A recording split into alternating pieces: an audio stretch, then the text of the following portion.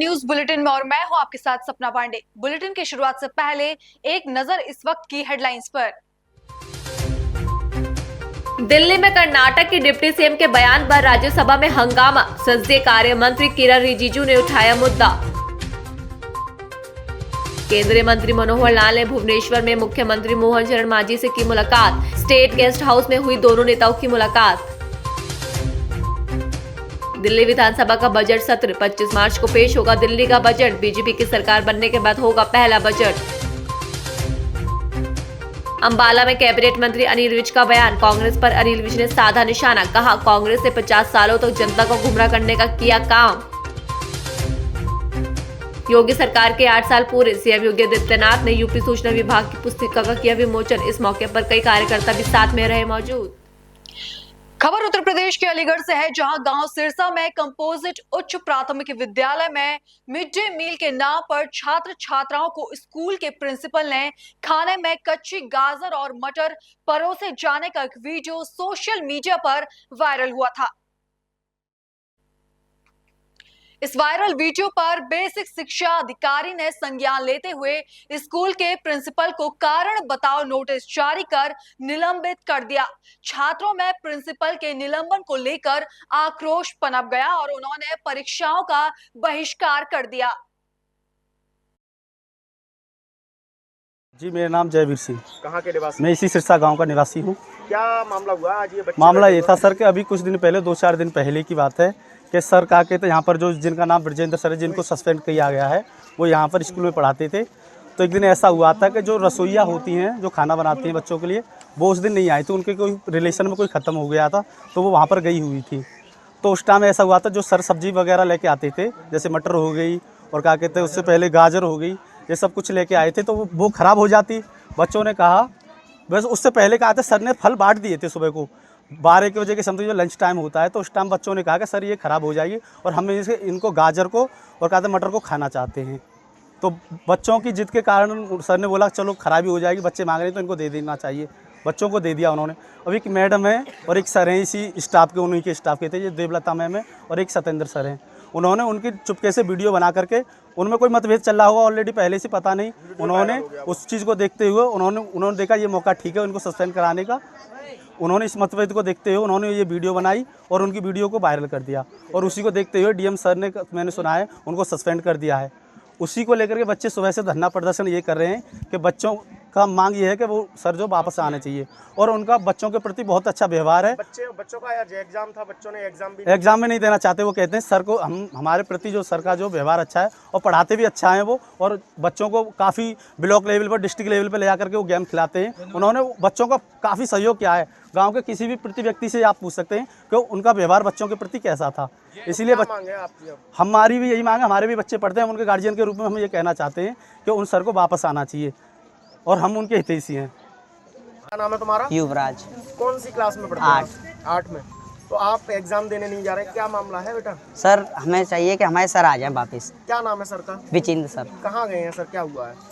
वो सर शिकायत करी गई झूठी और झूठे चंगुल में फंसाया गया उन्हें, इसलिए वो लेकर दिया गया है। तो सारे बच्चे यही कह रहे हैं एग्जाम नहीं देंगे? नहीं देंगे सर, नहीं देंगे। क्या मांग करते हैं आप? हम चाहते हैं कि सर हमारे वापस आए। क्या नाम है आपका? वेद प्रकाश सर।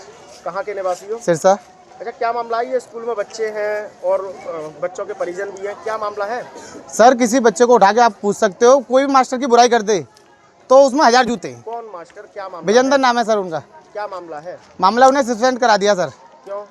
एक मास्टर साहब हैं, वो मुझे तो पूरा कंफर्म नहीं है कि एक गांव में देहांत हो गया था, उस वजह से जो क्या बोलते हैं उनको, आंगनवाड़ी जो खाना बनाने के लिए नहीं आई थी, ठीक है, रसोइया जो है वो खाना बनाने के लिए नहीं आई थी। तो उस दिन मास्टर साहब ने जो लेके आते हैं गाजर वाजर थी और मटर वगैरह, वो नहीं आई थी उस दिन। तो बच्चों ने वो जिद कर कर सर से बोला कि सर ये अब यहाँ रखा है खाना तो बिगड़ ही जाएगा, आप हमको ऐसे ही बांट दो। वो दूसरे सर, क्या नाम है उनका, सत्येंद्र सर है, उनने उनकी वीडियो बना के डाल दी कि ये सर खाना बांट रहे हैं आके। वीडियो वायरल हुआ? वीडियो वायरल हुआ, उसके बाद उन्हें निलंबित कर दिया। फिर आज क्या हुआ है? आज बच्चों ने ये जिद करी है सर आने चाहिए, यहाँ पर गेट का ताला लगा रखा था। ये गांव का एक गजेंद्र नाम है उसका, उसने, मेरे भाई है एक मेरे चाचा लगते हैं गांव के ही, उन पर गले में पड़ के मारने के लिए आ रहा है वो। क्यों, क्या मामला है? वो भी इसमें सहयोग कर रहा है। अच्छा, उनको निलंबित कराने में। बच्चों की मांग क्या है? बच्चों की मांग ये है सर, विजेंद्र सर इसमें आने चाहिए, दोबारा वापस आने चाहिए।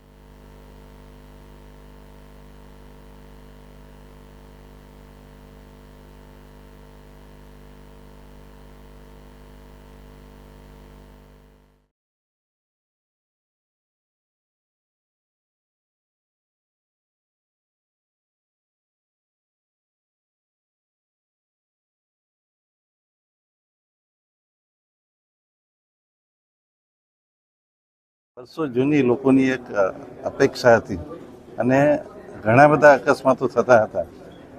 એ બધા દિવંગત આત્માઓને પણ હું શ્રદ્ધાંજલિ આપું છું અને સાથે સાથે આટલું સુંદર જે અંડરપાસ પેડેસ્ટ્રિયલ અંડરપાસ બન્યો છે એના માટે વાપી મહાનગરપાલિકાના કમિશનર શ્રી યોગેશ ચૌધરીજીને પણ હું ખાસ અભિનંદન આપીશ કે આમાં જેટલી ખૂટતી કડી હતી એ એમણે પોતાની રીતે વિધિન 10 કે 15 દિવસમાં કરીને પૂરી કરી. એટલે સમગ્ર પાલિકા તંત્ર, અમારા ચૂંટાયેલા સર્વે પ્રતિનિધિઓ અને સર્વે નાગરિકોને હું ખાસ અભિનંદન આપું છું. અને આ એક અમે બલીઠાનો બ્રિજ લોકાર્પણ કર્યો, હવે આ અંડરપાસ લોકાર્પણ કર્યો. હવે પછી આપણે 15 મે જે ડેટ આપેલી છે એ મુજબ આપણે બલીઠાનો અંડરપાસ જે વ્હીકલમાં સાથેનો છે ત્યાં કરીશું અને ત્યાર પછી આપણે જે ટાઈપનું કરીશું.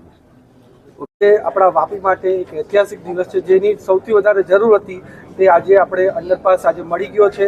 આપણા ખાસ કરીને સૌથી મહત્વનું યોગદાન જેમાં એમનું રહ્યું છે એવા આપણા નાણામંત્રી કનુભાઈ દેસાઈ સાથે જ આપણા પૂર્વ સાંસદ ડૉક્ટર કેસી પટેલ, રેલવે તંત્ર અને પૂરે આપણું વાપી મહાનગરપાલિકાએ જે કામ કર્યું છે અને ખાસ કરીને અમારા વલસાડ જિલ્લાના પ્રમુખ હેમંતભાઈ કંસારાની હાજરીમાં જ્યારે આજે અંડરપાસ થયો છે તો વાપીના હજારો નાગરિકોને આજે ફાયદો થવાનો છે. જેમ આપણા કનુભાઈએ વાત કરી કે આગળના દિવસોમાં વાપીના લોકોનું જીવન કઈ રીતે સરળ બનાવાય એના માટે અલગ અલગ યોજનાઓ અમારે અંડરપાસ હોય, બ્રિજ હોય કે બીજી જે પણ સુવિધા પૂરી પાડવાનો હોય એ અમે પૂરી પાડશું. રાજ્ય સરકાર, કેન્દ્ર સરકાર સાથે મળીને વાપી અને વલસાડ જિલ્લાનું સારામાં સારું જીવન લોકોનું થાય એના માટે પૂરી રીતે કટિબદ્ધ છે. देखिए, यहाँ पे अपना जो वापी के बीच से नेशनल हाईवे और रेलवे लाइन जो वापी को बिल्कुल बीच से निकालती है, ईस्ट और वेस्ट कनेक्टिविटी का काफ़ी प्रश्न रहता है. अपना रेलवे स्टेशन पे ट्रेन से बहुत रुकती है और काफ़ी बिजी ट्रैक है. अहमदाबाद मुंबई के बीच में और दिल्ली मुंबई के बीच में यही कनेक्टिविटी है. इसकी वजह से दिन में बहुत सारे ट्रेन चलती हैं. तो जो पब्लिक पहले क्रॉस करने के लिए रेलवे लाइन्स के ऊपर से क्रॉस करती थी, उसकी वजह से बहुत सारे एक्सीडेंट्स होते थे. उसको ध्यान में रख के यहाँ पे अंडरपास का प्लानिंग किया गया है. ये अंडरपास टोटल 8.15 करोड़ के खर्च पे बना है. 72 मीटर इसकी लंबाई है, 72 मीटर्स. और अभी इसको पूरा फंक्शनल कर दिया गया है, तो ये बिल्कुल स्मूथली ओपन है. हम उम्मीद करते हैं कि इसके बाद में रेलवे लाइन क्रॉस करने की वजह से एक भी एक्सीडेंट अपने विस्तार में नहीं हो और हम किसी भी तरह की जान हानि को बचा सकें. इसको लेके इस उद्देश्य से अंडरपास का निर्माण किया गया है. इसी के साथ में इसके बाजू में अंडरपास जो ब्रिज के नीचे बनेगा उसका काम भी प्रगति पे है. हम उम्मीद करेंगे कि इस साल उसका काम भी कंप्लीट हो जाएगा. दिवाली के पहले, जैसे सर ने बोला, वो अंडरपास भी फंक्शनल हो जाएगा. और साथ में जो सर्विस रोड दोनों तरफ की ये हो जाएंगी तो काफ़ी स्मूथ कनेक्टिविटी इस वेस्ट से ईस्ट की तरफ मिलना शुरू हो जाएगी. उसके लिए 2 आयोजन है. एक, यहाँ पे लाइटिंग की व्यवस्था काफ़ी अच्छी की गई है कि 24 आवर्स अच्छी लाइटिंग अंदर रहे. प्रकाश रहने से ऐसी प्रवृत्तियाँ होने के चांसेस कम होते हैं. दूसरा, यहाँ पे सीसीटीवी का भी आयोजन किया गया है. शॉर्ट टाइम में सीसीटीवी इसका ओरिजिनल प्रोजेक्ट का पार्ट नहीं था, इसलिए उसको अलग से मंजूरी दी गई है और शॉर्ट टाइम में सीसीटीवी भी यहाँ पे लग जाएगा. सीसीटीवी लगने से उसका रिकॉर्डिंग पुलिस के पास अवेलेबल रहेगा, तो कोई भी ऐसा सामाजिक तत्व किसी को परेशान नहीं करे, उसका पूरा ध्यान रखेगा. मेरी राय में मैं जहाँ तक समझता हूँ कि ऊपर का जो ब्रिज बना था आज 25 साल के बाद, 25 साल, जैसे कनुभाई ने बताया कि भाई मैं इतने साल से इसका प्रयास कर रहा हूँ. हम लोग 25 साल से मांग कर रहे थे इसकी कि अंडरग्राउंड ब्रिज बने. बहुत लोगों की जाने गई. तकरीबन मैं जहाँ तक समझता हूँ, मैं बिनवारसी लाश का काम आप लोगों के साथ मिलकर हमेशा पुलिस प्रशासन और मीडिया के साथ मिलकर करता हूँ. तकरीबन एवरेज 100-125 की एवरेज रहती है, जिसमें तकरीबन यहाँ 50 से 60 लोग कटते हैं. आज प्रशासन को ध्यान में आया और ये काम किया. मुझे अच्छा है, खुशी हुई कि भाई जो भी जिस टाइम में था लोग ने मेहनत की, विठल भाई ने और जो भी थे हमारे कांग्रेस भाजपा जो भी है, उससे मुझे लेना देना नहीं है. काम होना चाहिए प्रजा का, मैं इसमें मानता हूँ क्योंकि मैं सोशल वर्कर हूँ. मैं उसी हिसाब से ही आता हूँ प्रोग्राम में. और ये जो बना है बहुत लंबा है. इसके साथ साथ पुलिस सुविधा भी चाहिए क्योंकि यहाँ अपने रेलवे क्रॉस करते हैं तो मैंने देखा है, मेरी रेस्टोरेंट है और ये बाजू बेकरी है, तो 2 मिनट में यहाँ मोबाइल और चेन ले लेते हैं लोग, जान से मार देते हैं आदमी को. तो यहाँ पुलिस बंदोबस्त भी चाहिए. और कैमरा का जो बोले हैं सर ने, वो कैमरे पे भी टुवाल डाल के आदमी लूट लेता है, इसलिए पुलिस चुस्त यहाँ बंदोबस्त चाहिए, तो ये उपयोगी होगा. और ये खुशी हुई मुझे कि गांव वाले लोग जो बरसों से ईस्ट वेस्ट को नहीं जोड़ पाए थे, अब खुशी है कि गामड़े के लोग बेचारे आने जाने में, बलीठा हो गया, मोराई हो गया, ये हो गया, सब यहाँ से आ जा सकते हैं. लेकिन ये बहुत लंबा है, इसलिए इसमें सुविधा देना पड़ेगी. और रेलवे पे जाने के लिए, रोकने के लिए इनको या तो दीवार बनानी पड़ेगी तो पब्लिक रुकेगी, नहीं तो जान हानि और वो तो होएगी. इसकी बहुत जरूरत है कि कम से कम 7-7.5 फुट इसको कॉर्डन करे तो यहाँ से पब्लिक इसका उपयोग करेगी. ये मेरा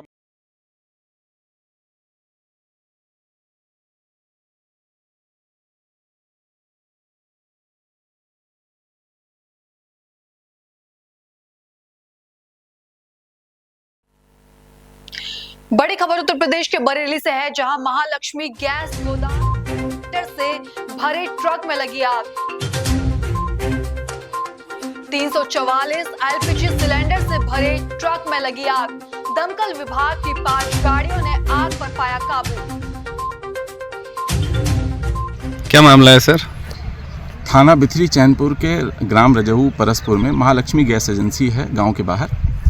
इसमें आज लगभग 12 बजे के करीब एक ट्रक जो लगभग 350 से 400 सिलेंडर लेकर आया था आपूर्ति के लिए, वो खड़ा था, उसमें इग्निशन हुआ और एक धमाके के साथ आग लग गई।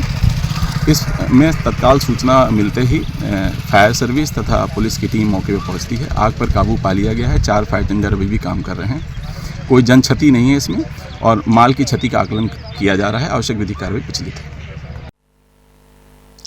अगली खबर उत्तर प्रदेश के सोनभद्र के ओबरा से है, जहां शिक्षा निकेतन के पास एक नवजात शिशु क्षेत्र में कैतून का विषय बना हुआ है। जैसे ही नवजात बच्ची मिलने की सूचना क्षेत्र में फैली, उसे देखने के लिए भारी भीड़ उमड़ पड़ी। नवजात बच्ची को रोता देख एक महिला बच्ची को अपने साथ घर ले जाए और डायल 112 को अज्ञात बच्चे के मिलने की सूचना दी। मौके पर पहुंची पुलिस जानकारी लेते हुए छानबीन में जुट गई है। आपका ज्योति, क्या हुआ, क्या घटना हुई? अभी आप मैं अभी टहलने गई थी तो मुझे एक बच्ची पड़ी हुई मिली वहाँ पे बस स्टॉप पे। कौन सी जगह पे? शिक्षा निकेतन के बगल में जो बैठने का वो बना हुआ है वहाँ पे। तो वो रो रही थी तो मैंने उससे गोदी में उठा के ले आए और मैं थाने पे लेके आई। तो थाने वाले बोले कि आप इसको ले जाइए थाने पे। फिर मैं अपनी शॉप पे ले आई हूँ।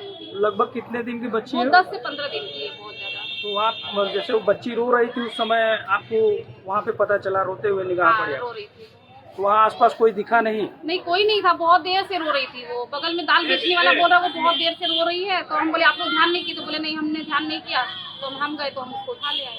अच्छा, उसके बाद आपने मौके पर पुलिस को सूचना दी? हाँ, सूचना दी पुलिस को। पुलिस आई मौके पे? कितने बजे घटना है? बच्ची अभी ठीक है? हाँ, बच्ची ठीक है, रो रही थी। बल्कि मैंने उसको दूध पिलाया है, डायपर चेंज किया, पॉटी की हुई थी, डायपर चेंज किया उसका। पार होने तो वो चू चू चू के मेरे किसका बच्चा रो रहा, देखे तो खूब अंगूठा चुरी और जैसे ही गोदी मिली वैसे ही चुप हो गई। तो सब बोले ले जाइए थाने पे दे दीजिए इनको। तो हम ले आए थाने पे उनको। अरे भैया 20 दिन की भी लड़की नहीं है, 20 दिन की होती तब भी समझ में आता उनका। खबरों का सिलसिला आगे भी जारी है। फिलहाल लेते एक छोटा सा ब्रेक।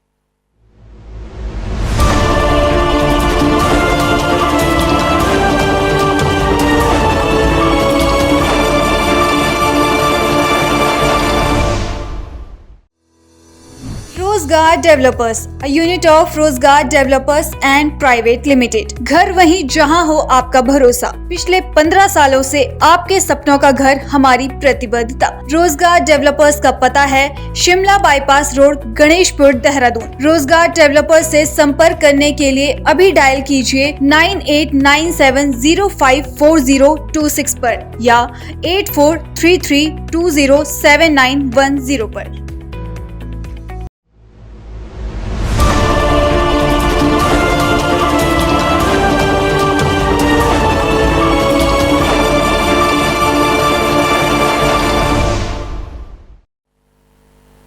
ब्रेक के बाद आपका फिर से स्वागत है। खबर छत्तीसगढ़ से है, जहां राष्ट्रपति द्रौपदी मुर्मू छत्तीसगढ़ दौरे पर है। इस दौरान राष्ट्रपति छत्तीसगढ़ विधानसभा में आयोजित रजत जयंती कार्यक्रम में शामिल हुई। वहीं उन्होंने कार्यक्रम को संबोधित करते हुए सभी का अभिवादन किया और सभी को रजत जयंती वर्ष की बधाई दी और कहा कि यहाँ के लोग जय जोहार। छत्तीसगढ़ विधानसभा के 25वां वर्ष के उत्सव के गाड़ा गाड़ा बधाई। छत्तीसगढ़ राज्य में लोकतंत्र के इस उत्सव में आप सबके साथ शामिल होकर मुझे बहुत प्रसन्नता हो रही है। छत्तीसगढ़ राज्य की स्थापना तत्कालीन प्रधानमंत्री श्रद्धेय श्री अटल बिहारी वाजपेयी जी के असाधारण मार्गदर्शन में संपन्न हुई थी। इस अवसर पर हम सब उनके प्रति आभार व्यक्त करते हैं और उनके सम्मान में सादर नमन करते हैं। इस विधानसभा के इतिहास के बारे में जानकर ये मान्यता और भी मजबूत हो जाती है कि छत्तीसगढ़िया सबले बढ़िया। इस विधानसभा ने लोकतांत्रिक परंपराओं के उच्चतम मानक स्थापित किए हैं। छत्तीसगढ़ विधानसभा ने सदन की कार्यवाही के दौरान वेल में आ जाने वाला सदस्यों के स्वयं विलंबन का असाधारण नियम बनाए हैं तथा उसका पालन किए भी है। मुझे ये जानकर भी बहुत प्रसन्नता हो रही है कि 25 वर्षों के दौरान कभी भी मार्शल का उपयोग नहीं करना पड़ा। छत्तीसगढ़ विधानसभा ने केवल शेष भारत ही नहीं बल्कि विश्व की सभी लोकतांत्रिक प्राणियों के सामने श्रेष्ठ संसदीय आचरण का अनुपम उदाहरण प्रस्तुत किया। वामपंथी उग्रवाद से प्रभावित लोगों को समाज की मुख्य धारा में जोड़ने का कार्य अंतिम और निर्णायक दौर में पहुंच गया है। छत्तीसगढ़ के नक्सल प्रभावित क्षेत्रों के लोग विकास के मार्ग पर आगे बढ़ना चाहते हैं। मुझे विश्वास है कि छत्तीसगढ़ को उग्रवाद से पूर्णतया मुक्त करने के प्रयास में आप सब शीघ्र ही सफलता प्राप्त करेंगे और राज्यों के इतिहास में एक स्वर्णिम अध्याय जोड़ेंगे। अगली खबर उत्तर प्रदेश के ओबरा तहसील के खैटिया गांव से है, जहां सैकड़ों की संख्या में आक्रोशित ग्रामीणों ने सड़क पर उतरकर जमकर प्रदर्शन किया। लगभग 10 वर्षों से ग्रामीणों पेयजल की समस्या से परेशान है और आज उनका गुस्सा फूट पड़ा। मैं शिवदत्त दुबे, ग्राम सेवा समिति अध्यक्ष खरटिया। आप लोग प्रदर्शन कर रहे हैं, क्या मामला?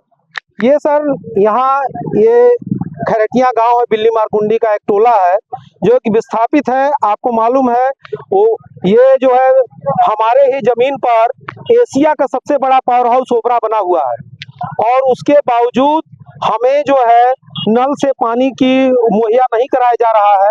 और यहाँ पर ऐसा बता दें, ऐसी भौगोलिक स्थिति है, ये तटवर्ती क्षेत्र है जैसे बालुई, यहाँ पर बोरिंग संभव नहीं है। और उसके बाद यहाँ पर डस्ट इतनी ज़्यादा है, राख इतनी ज़्यादा है, यहाँ पर कोलेस्ट्रॉल, यहाँ पर जो है राख की मात्रा जिसके ज़्यादा से यहाँ पर पीने का पानी ऐसे नहीं पॉसिबल है। इसलिए यहाँ पर हर घर नल योजना लागू होगी तभी पानी यहाँ पर पॉसिबल हो जाएगा। उसके बावजूद भी यहाँ पर हर घर नल योजना लागू नहीं हो रही, जिसके कारण यहाँ पर लोग बिल्कुल पानी के लिए तरस रहे हैं।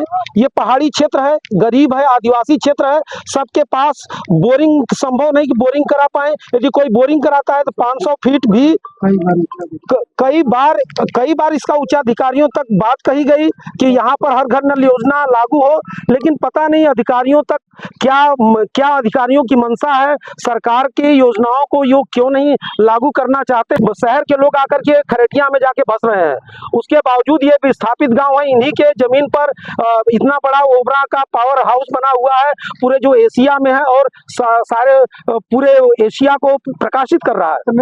कितनी आबादी होगी, कितने गांव प्रभावित हैं जल की समस्या? यहाँ पर सर आपको बता दें, कम से कम 20,000 आबादी है खरटिया की, और जिससे जल से प्रभावित होकर के जो है बिल्कुल पानी बदे तरस रहे हैं लोग। पीने के पानी का इस्तेमाल कैसे करते हैं आप लोग? पीने का पानी के कुछ लोगों तो सर आपसे बता दें कि पानी कुआं है, कुछ लोगों का है हैंडपंप है, बहुत लोग दूर दूर से ले जाते हैं। हैंडपंप खराब हो जाते हैं तो हैंडपंप तक बनते नहीं है जो है। और यहाँ का एनजीटी ने सर रिपोर्ट लगाया है कि यहाँ का जो पानी है वो सीधे पानी पीने लायक नहीं है। तो एनजीटी ने ये बताया कि यहाँ का पानी ट्रीटमेंट से ही जनता के पीने लायक है, नहीं तो लोग इससे जो है मरेंगे जो है प्रदूषण की वजह से। मैं अरुण कुमार प्रजापति, मैं निवासी बिल्ली मारकुंडी। क्या समस्या, क्यों प्रदूषण हो रहा है? यहाँ पे पानी की काफी समस्याएं हैं। हर लोग हर घर नल जल योजना का जो है यहाँ पे सही लाभ नहीं मिल पा रहा है। और मैं सभी से अधिकारीगण और सभी लोगों से निवेदन करता हूँ कि यहाँ पे इस समस्या को जल्दी से जल्दी जो है लाभ पहुँचाया जाए। आपको परिचय देना चाहेंगे? मैं अमरनाथ उजाला, पूर्व क्षेत्र पंचायत सदस्य। क्या समस्या है, पानी की दिक्कत है, कैसे आप लोग समस्या पानी को लेकर के, जबकि प्रधानमंत्री जल नल योजना चलाया गया है और हमें उम्मीद है कि 80% ग्रामीणों में यह व्यवस्था लागू हो चुका है, घर घर पानी पहुंच चुका है। लेकिन गवर्नमेंट की विचारों को छोड़ते हुए यहाँ के जो सिंचाई विभाग के अधिकारी हैं, अधिकारी महोदय लोग, वह खैरेटिया को पेंडिंग में रखे हैं। अभी तक उनके पास कई बार चूंकि एप्लीकेशन शिकायत भी गया, उन्होंने किसी भी प्रकार का कोई कार्रवाई नहीं किया। आप लोगों ने डीएम से इस बारे में शिकायत की या किसी विधायक से या सांसद से शिकायत की? अपने बिल्ली मारकुंडी में राज्य मंत्री माननीय संजीव सिंह गौड़ जी उर्फ विधायक ओबरा, उनको भी खबर अवगत कई बार कराया गया, लेकिन अभी तक इस पे कोई चर्चा नहीं रखी गई। राज्य मंत्री का क्षेत्र होने के बावजूद भी स्थिति है। अब तो सर बताना हमें कहना नहीं चाहिए, उनकी जन्मभूमि है ये, उनके कानों तक अगर बात पहुंचेगी मीडिया के माध्यम से तो मैं निवेदन करूंगा कि वो थोड़ा सा अगर अपने नेटवर्किंग से अगर पैरवी कर देंगे तो खैरेटिया गांव बहुत जल्द से पानी से प्रफुल्लित हो जाएगी और यहाँ के लोग शुद्ध पानी पीने के लिए तैयार हो जाएंगे। मतलब योगी सरकार में राज्य मंत्री संजीव गौड़ का जन्म स्थान है, उसके बावजूद भी यहाँ पेयजल की समस्या है। जी, ग्राम बिल्ली मारकुंडी उनका जन्म स्थान है और पेयजल की समस्या, पेयजल की समस्या तो इतना है कि यहाँ तक की सबसे बड़ी समस्या कि ब्लास्टिंग से पानी का स्तर नीचे चला जा रहा है और इसमें नीचे से इतना ब्लास्टिंग हो जा रहा है कि पानी का जो दरअसल है वो यूरेनियम के तक पहुंच जा रहा है ब्लास्टिंग की वजह से। इसलिए 400-500 बोरिंग कराकर भी पानी पीने लायक नहीं निकाल पा रहे हैं यहाँ के लोग, जो कुछ पैसे वाले बेचारे हैं। अगली खबर अलीगढ़ से है, जहां घंटा घर पर क्षत्रिय समाज के लोगों ने राज्यसभा सांसद के खिलाफ प्रोटेस्ट किया और जिला अधिकारी कार्यालय पहुंचे। इस दौरान उन्होंने नारेबाजी करते हुए राष्ट्रपति के नाम एक ज्ञापन मजिस्ट्रेट को देते हुए बताया कि जिस तरीके से राज्यसभा सांसद ने राणा सांगा को अपमानित किया है उससे क्षत्रिय समाज में आक्रोश है। जी, ये बताइए किस तरह का आपका विरोध प्रदर्शन है और क्यों है? देखिए, शुक्रवार को संसद में जो उच्च सदन है उसमें एक सांसद हैं जिन्होंने हमारे वीर शिरोमणि के लिए अपशब्दों का यूज किया है और उन्हें गद्दार के कहकर के संबोधित किया है, जो कि बहुत ही निंदनीय और अशोभनीय भाषा का यूज किया है। आज क्षत्रिय समाज और 36 कौमों के लोगों ने एकत्रित होकर के पुतला का दहन किया है और हम लोग महामहिम उपराष्ट्रपति एवं सभापति महोदय से हम मांग कर रहे हैं कि उनकी सदस्यता को निरस्त किया जाए और जो देश का कठोरतम कानून है देशद्रोह के तहत मुकदमा दर्ज करके उनके खिलाफ कार्रवाई की जाए। कहाँ तक आपने प्रदर्शन किया? हम लोग यहाँ पर सुभाष चौक पर एकत्रित होकर के जिलाधिकारी कार्यालय तक आए और हमने पुतला दहन किया है। अखिलेश यादव समर्थन करते हुए नजर आ रहा है। देख, मुझे लगता है कि अखिलेश यादव ने इतिहास नहीं पढ़ा और एक सच्ची लोकप्रियता, क्योंकि वो बहुत हाशिए पर चले गए हैं अखिलेश यादव जी उत्तर प्रदेश में। अब उन्हें ऐसा लग रहा है कि क्षत्रियों को, देशभक्तों को गाली दे करके कुछ सुर्खियों में आना चाहते हैं, क्योंकि अब कुछ मिल नहीं रहा। अभी कुंभ का आयोजन हुआ, उस पर उन्होंने आपत्ति उठाई। जितनी भी चीजें हैं सुर्खियों में बनने के लिए वो भी उनका समर्थन कर रहे हैं। बहुत ही मतलब मैं क्या कहूं, उनके लिए कुछ शब्द नहीं है मेरे पास कि अखिलेश यादव जी भी इतिहास नहीं पढ़ रहे। 100 युद्ध लड़े, 99 में जीत हुई, उन्हें इतना पढ़ना चाहिए। किसने किसको बुलाया वो करे इतिहास का हिस्सा है। इसका मतलब अखिलेश यादव जी ने पढ़ाई नहीं की क्या? विदेश में जाकर के क्या किया उन्होंने? अरे पहले इतिहास पढ़ो अखिलेश यादव जी और अपने सांसद और ऐसे निकलने लोगों को, ऐसे नीच लोगों को टिकट देना बंद करो। क्षत्रिय समाज तो आपसे दूर कट ही चुका है। जो 36 कौम है वो भी आपसे अलग हट जाएंगी और जो आपकी राजनीति है वो जीरो हो जाएगी। इस तरह की भाषा का यूज कर करके ऐसे नीच सांसद का समर्थन करना, मुझे लगता है कि अखिलेश यादव को भी अपना इलाज कराना चाहिए और उन्हें इस देश से, इस राष्ट्र के भक्तों से उन्हें माफी मांगनी चाहिए। सांसद जो बिल्कुल अज्ञानी है और उच्च मानसिकता के हैं, उन्होंने जो हमारे शिरोमणि है, हमारे देश के इतिहास में जिनका बहुत बड़ा योगदान है, उन्होंने जो बाबर को परास्त किया, आज वो उनको गद्दार बता रहे हैं और उस नीच व्यक्ति के विरोध में उसका पुतला फूकेंगे और उसका पूरा हम जो भी हमने अपमानजनक टिप्पणी की है उसका पूर्णजोर विरोध करेंगे और हमारे साथ सभी समाज, क्षत्रिय महासमाज के साथ में और सभी समाज इसका पूर्णजोर विरोध कर रहे हैं। पुतला फूंक दिया है आप लोगों ने? हाँ, पुतला फूंक दिया है हमने। हाँ, हम बिल्कुल रामलीला सुमन की जो सदस्यता है उसको राज्यसभा से निष्कासित करने की पुरजोर मांग करते हैं। ये अखिल भारतीय क्षत्रिय महासभा अलीगढ़ यूनिट द्वारा एक ज्ञापन माननीय उपराष्ट्रपति महोदय को संबोधित है। ज्ञापन श्री रामजीलाल सुमन सांसद द्वारा महाराणा सांगा के विरुद्ध अमर्यादित टिप्पणी के संबंध में दिया गया है। ज्ञापन यथाशीघ्र आवश्यक कार्रवाई के लिए उपराष्ट्रपति महोदय को भिजवा दिया जाएगा। खबर मध्य प्रदेश के झाबुआ जिले के पेटलवाद से है, जहां रविवार को निर्माणाधीन सिनेमा घर की छत गिरने से एक बड़ा हादसा हुआ है, जिसमें 2 लोगों की मौत हो गई है तो वहीं 3 लोग गंभीर रूप से घायल हो गए। हादसा दोपहर करीब 1 बजे हुआ है, जब पेटलवाद में थानंदला रोड पर पेट्रोल पंप के पीछे अवैध सिनेमा घर का निर्माण चल रहा था। इस दौरान अचानक पहली मंजिल की छत गिर गई, जहां नीचे की ओर कार्य कर रहे मजदूर छत के मलबे में दब गए। हादसे में 3 मजदूर गंभीर रूप से घायल हो गए हैं तो वहीं 2 लोगों की दर्दनाक मौत हो गई। पिछले कई घंटों से लगातार पुलिसकर्मी यहां रेस्क्यू कर रहे हैं। सर, आज जो घटना घटी है, निर्माणाधीन बिल्डिंग भरभरा कर गिर गई, जिसमें कुछ मजदूरों की मौत भी हुई है, कुछ घायल भी हुए हैं। जी। क्या परिषद द्वारा यहाँ परमिशन दी गई?